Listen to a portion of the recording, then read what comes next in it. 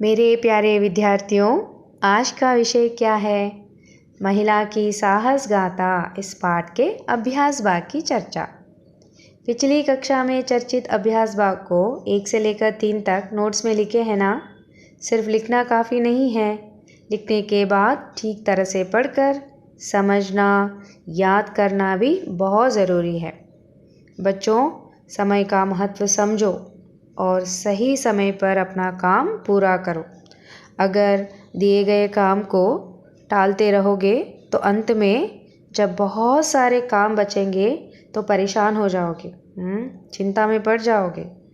हमेशा याद रखो, मेहनत संसार में सफलता प्राप्त करने का महत्वपूर्ण साधन है और मेहनत का फल हमेशा मीठा होता है।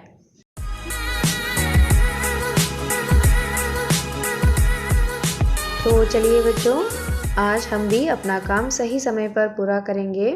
तो आज हमें कहाँ से शुरू करना है? जोड़कर लिखिए, चौथा अभ्यास भाग है ना। तो पाठ्य पुस्तक देखिए। गंगोत्री ग्लेशियर की चढ़ाई कब की? सन 1982 में। और पर्वतारोहियों का सम्मेलन कब हुआ? सन 1983 में। एवरेस्ट की चोटी पर पहुंचना सन 1984 में।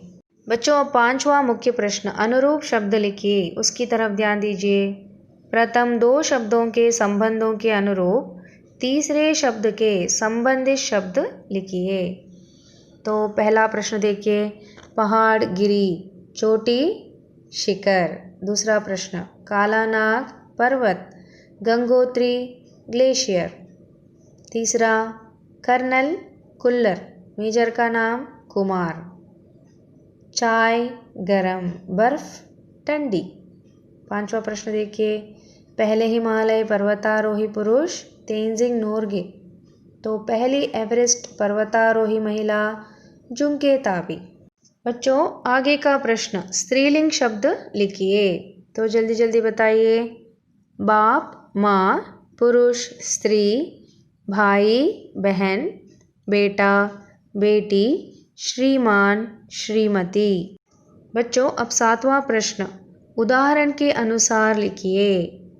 पढ़ प्लस आई पढ़ाई, चढ़ प्लस आई चढ़ाई, कठिन प्लस आई कठिनाई, ऊंचा प्लस आई ऊंचाई, बढ़ प्लस आई बढ़ाई। बच्चों, अब 8वां प्रश्न, अन्य वचन लिखिए, उसकी तरफ ध्यान दीजिए। पहले हम नियम को याद करके सही उत्तर लिखते जाएंगे। चट्टान अकारण स्त्रीलिंग शब्द है, तो नियम के अनुसार अकारण स्त्रीलिंग शब्द कैसे बदलता है? ए में बदल जाता है। चट्टान चट्टाने, बिंदु डालना मत भूलिए। रस्सी दीर्घ ईकारांत स्त्रीलिंग शब्द है, तो दीर्घ ई रस्व बन जाता है, इया जोड़ना है आपको। रस्सी, इसका बहुवचन रूप क्या है? रस्सियाँ।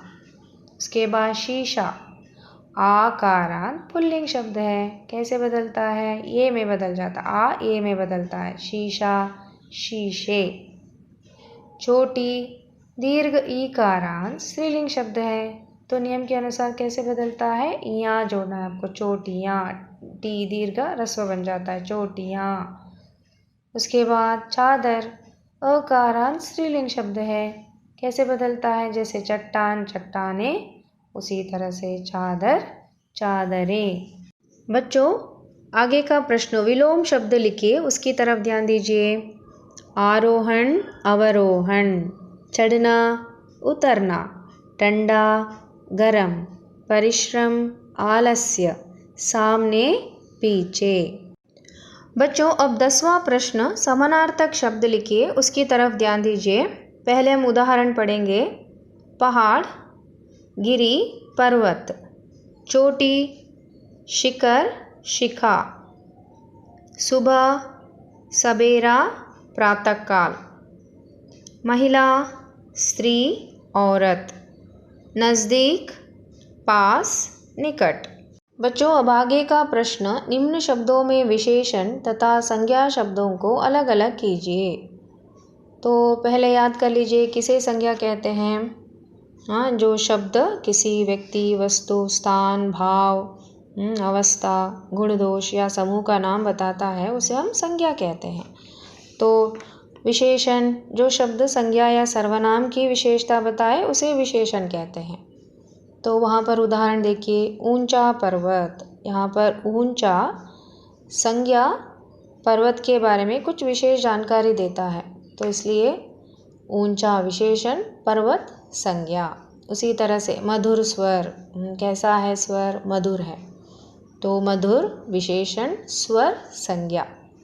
उसी तरह से कर्कश आवाज़, कैसी है आवाज़, कर्कश है, कर्कश आवाज़ की विशेषता बताता है, इसलिए आवाज़ संज्ञा, कर्कश विशेषण। इसी तरह से बड़ा साधु, बड़ा साधु के बारे में विशेष जानकारी देता है, तो इसलिए बड़ा यह शब्द विशेषण है, साधु संज्ञा।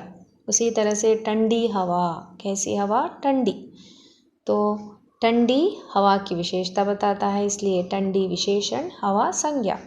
इसी तरह से नायलॉन रस्सी, तो नायलॉन विशेषण है, रस्सी संज्ञा। बच्चों, अब आगे का प्रश्न, अनेक शब्द के लिए एक शब्द दिए गए हैं, ढूंढ कर लिखिए। उदाहरण देखिए, जो पढ़ा लिखा ना हो, अनपढ़। अब उसी तरह से दिए गए शब्दों में से सही उत्तर चुनकर मुझे बताइए। जहाँ पहुँचा न जा सके, दुर्गम। मास में एक बार आने वाला, मासिक। जो कभी न मरे, अमर। अच्छे चरित्र वाला, सच्चरित्र। जो आँखों के सामने हो, प्रत्यक्ष। जो स्थिर रहे, स्थायी। जिसे क्षमा ना किया जा सके, अक्षम्य। जो वन में घूमता हो, वनचर। जिसका संबंध पश्चिम से हो, पाश्चात्य। जो उपकार मानता हो, कृतज्ञ। बच्चों, अब अंतिम प्रश्न, कन्नड़ या अंग्रेज़ी में अनुवाद कीजिए, उसकी तरफ ध्यान दीजिए। तो पहला वाक्य पढ़िए। बिचेंद्री का जन्म एक साधारण परिवार में हुआ था। ಬಚೇಂದ್ರಿಯವರು ಸಾಮಾನ್ಯ ಕುಟುಂಬದಲ್ಲಿ ಜನಿಸಿದರು। दूसरा वाक्य पढ़िए। बिचेंद्री को रोज़ पैदल चलकर स्कूल जाना पड़ता था। ಬಚೇಂದ್ರಿಯವರು ಪ್ರತಿದಿನ ಶಾಲೆಗೆ ನಡೆದುಕೊಂಡು ಹೋಗಬೇಕಾಗಿತ್ತು। तीसरा, दक्षिणी शिखर के ऊपर हवा की गति बढ़ गई थी। दक्षिण ಶಿಖರದ ಮೇಲೆ ಗಾಳಿಯ ವೇಗವು ಹೆಚ್ಚಾಗಿತ್ತು। चौथा वाक्य देखिए। मुझे लगा कि सफलता बहुत नज़दीक है। ಯಶಸ್ಸು ತುಂಬ ಸಮೀಪದಲ್ಲಿದೆ ಎಂದು ನನಗನಿಸಿತು। पांचवा वाक्य पढ़िए। मैं एवरेस्ट की चोटी पर पहुंचने वाली प्रथम भारतीय महिला थी। ನಾನು ಎವರೆಸ್ಟ್ ಶಿಖರ ತಲುಪಿದ ಮೊದಲ ಭಾರತೀಯ ಮಹಿಳೆಯಾಗಿದ್ದೆ।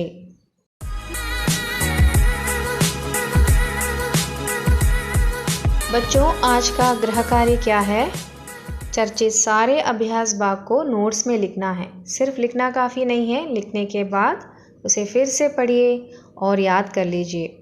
धन्यवाद।